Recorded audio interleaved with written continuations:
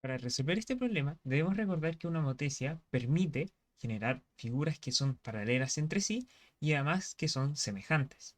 Entonces, para ello, tenemos que ver gráficamente estos tres casos, donde fíjate que en el primero, las circunferencias O y O' de centro tal tienen distinto radio.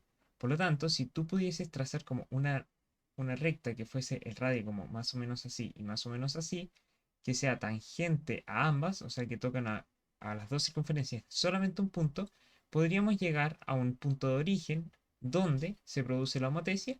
Entonces podríamos afirmar que esto se puede haber generado por una homotecia. Para el segundo caso, fíjate que acá nos aseguran que no son congruentes y que BC es paralela con DF, precisamente las condiciones que necesitamos para asegurar que esto sea finalmente algo semejante y paralelo, por lo tanto, posiblemente una homotecia, y si tú quieres también puedes trazar unas rectas que lleguen a un punto de origen. En este último, si bien no nos dicen que son congruentes o semejantes, sabemos que los cuadrados, por naturaleza, tienen todos sus ángulos en 90 grados. Por lo tanto, por el criterio ángulo-ángulo, sabemos que son semejantes.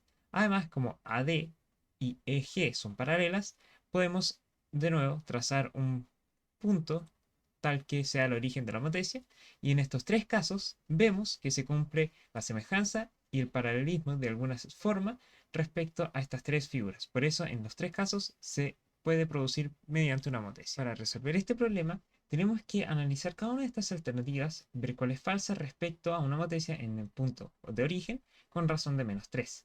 Recordar, y esto es muy importante, que cuando tenemos una razón negativa en la homotecia, no es nada del otro mundo, ¿ok? No nos asustemos. Se aplican las mismas consideraciones. Esto dice que la figura resultante va a ser el triple de grande, pero lo único distinto y que tenemos que tener cuidado es que este negativo asegura que si, por ejemplo, nuestra figura original está a un lado, aquí está nuestro centro de homotecia, el negativo nos dice que va a estar hacia el otro lado, o sea, va a estar reflejado, por así decirlo. Porque si fuese positivo, la figura resultante estaría en el mismo costado, por así decirlo, de la figura original. Pero como está negativo, lo único que nos dice es que está hacia el otro lado. Y eso es todo. Eso es todo. Ahora, para los puntos del plano cartesiano, el signo menos sí tiene un efecto. Y es que para saber cuáles son los resultantes de esta homotecia, tenemos que amplificar por el -3, por todo este número, cada uno de estos puntos. Por eso, si nosotros amplificamos b por -3 para obtener el punto homotético, te vas a dar cuenta que efectivamente te da -3 y -6. O sea, esta es correcta. Después la A nos dice, ¿los lados homólogos de los triángulos son paralelos entre sí? Sí, esto siempre es así. Es una de las características de nuestra homotecia, que asegura una semejanza de una cierta razón, en este caso de 3, y además que los lados respectivos, homólogos, son paralelos. ¿El triángulo DF es semejante con el triángulo ABC? Sí, eso hace básicamente la homotecia.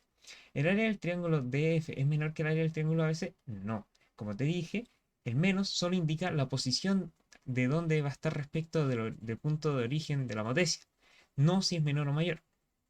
Por lo tanto, el área de la figura resultante va a ser de hecho 9 veces más grande, porque acuérdate que en una razón de semejanza, la razón entre las áreas, digamos esto, va a ser igual a la razón al cuadrado.